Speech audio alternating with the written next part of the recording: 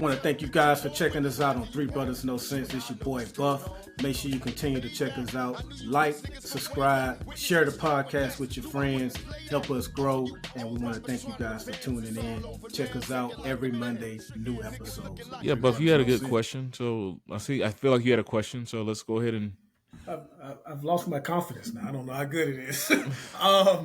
But I did ask it on our Facebook page about a week or two ago. And so Ferg, I know your answer, but I still want you to tell it to the listeners. And Razi, I don't think you answered, or at least I didn't see it. But my question was, who was your favorite TV couple and why? And the four choices were Andre and Rainbow from Blackish. It was Uncle Phil and Aunt Viv for any iteration of Bel Air, whether it be dark skinned Viv, light skinned Viv, or the current Bel Air Aunt Viv. It was Cliff and Claire Huxtable, and it was what was it? Whitley and Dwayne. Was that Nah, before? it was Oh from. no! This Is Us. This Is Us. Yes, that's right. Randall and Beth. Randall and Beth.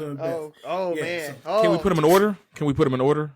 That makes it even better. So Andre and Rainbow, for the listeners again, Andre and Rainbow, Cliff and Claire, Randall and Beth, and any iteration of Aunt Viv and Uncle Phil.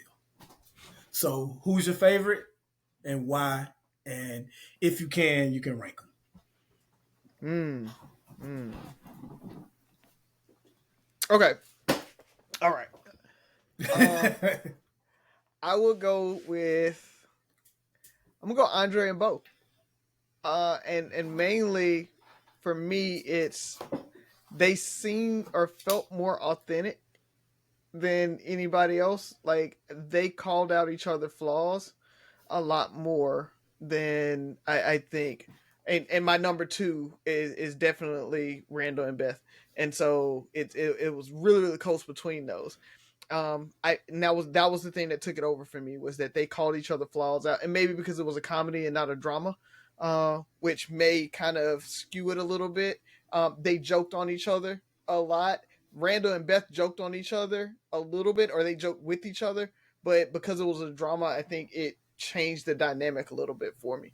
So, but Bo and Rainbow, even when they were almost getting a divorce and they were trying to work through it, like I don't for the listeners who didn't watch the whole series of Blackish, but they had a little stint where they kind of broke up and tried to get back together and everything. It was just all of that. The conversations they had, I really like how Kenya Burris did with the writing to kind of address issues that dealt with Black people in every show.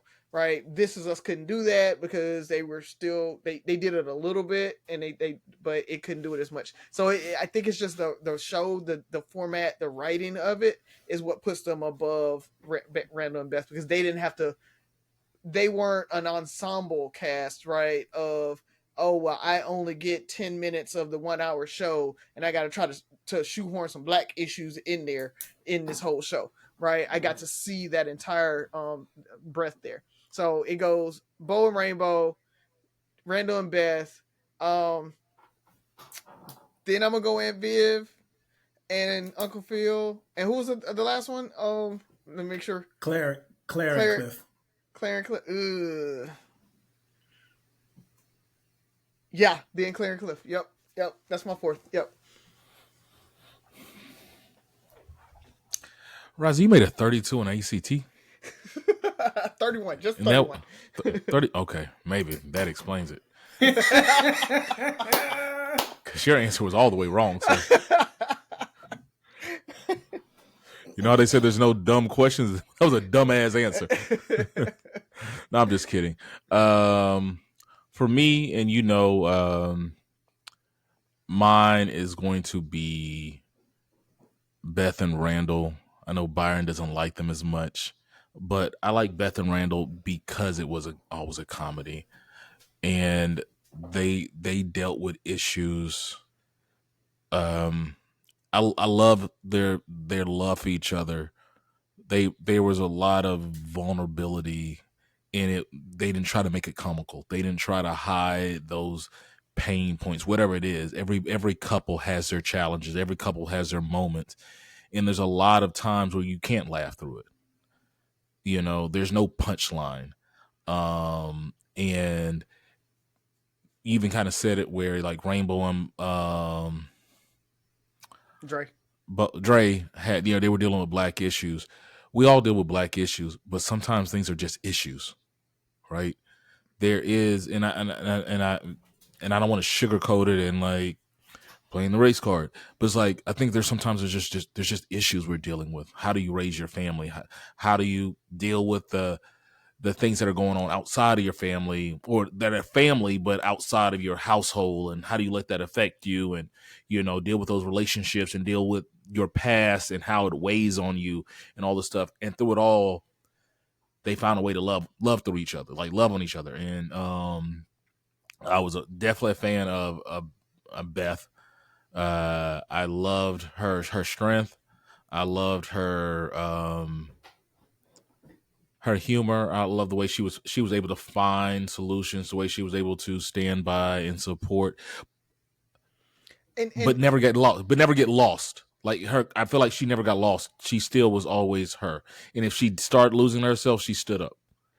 And I can agree with that. The issue I feel like is Beth made a lot of sacrifices for Randall, and Randall didn't make a lot of sacrifices for Beth in there. And that was one of the sticking points throughout the show, was that. But I really feel like it was really one-sided in that show, in that relationship. And it was Beth doing it for Randall. And again, that's probably because of the show, and they only had so much time and they couldn't really focus on her. But there was a lot of times that Randall was wrong in what he did, and Beth still kind of rocked with him on that. And that's a good relationship, healthy. That's why they're my number 2. That kind of is one of the rubs that I had there. I can see that. I can see that. But I think in a lot of relationships, you find one person has a more dominant personality, has a their vision or whatever kind of leads the direction of the family or the household. When I think if Beth stood up or said she needed something, he would accommodate. Like it wasn't like I don't know. Buff shaking his head no, but yeah, he did. I mean, you got to think when she wanted to do the dance studio. He did not. We spent too much time on them. Who are the other 3? You ain't about to shut me up, sir.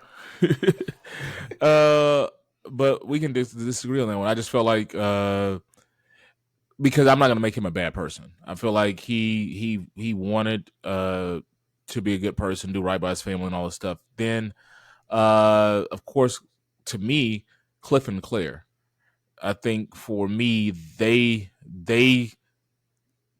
were the first example of, for me to see what the dynamics of a black family could be.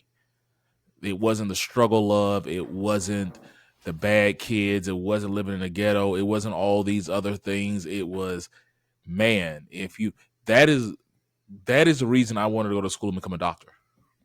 That was the first time I was like, you know what, I want to be a doctor when I grow up. Because it showed it was the first sign of black excellence for me as a family. Mm-hmm. And I wanted that for myself.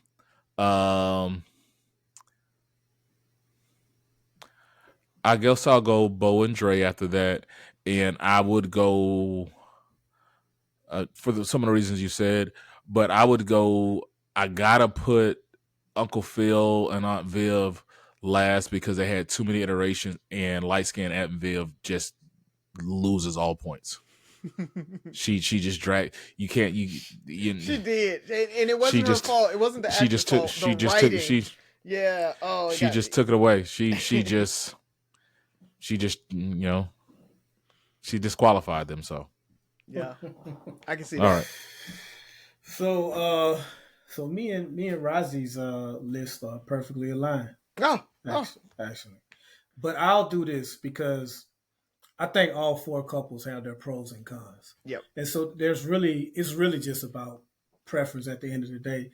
I put Dre and Bo first because it was just something about that season when they separated and were on the verge of divorce. They just acted their asses off to me. Like for it to be a comedy, that shit hit for me, man. That Mm-hmm. shit hit, and I was surprised because, like we say, it is a comedy. But I mean, if Fresh Prince could have that serious episode about his dad, they were able to make a serious season. And it just hit. And I talked to several other people who said the same thing. Like, I had somebody say, like, man, their kids didn't even like that season because they was like, so are you and mommy gonna ever get a divorce? Like, that's how hard it hit for some people, man. Um, their cons though, Dre kind of verged towards that Martin element that I don't like. If you rewatch Martin, which we pretty much all do because reruns everywhere, Martin did not deserve Gina.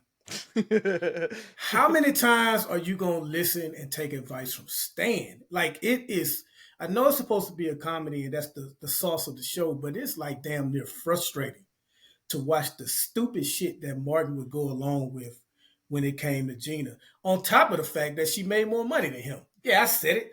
So Dre did that a lot on Blackish. He would go to work. Like that's all they ever did at work was discuss his problems.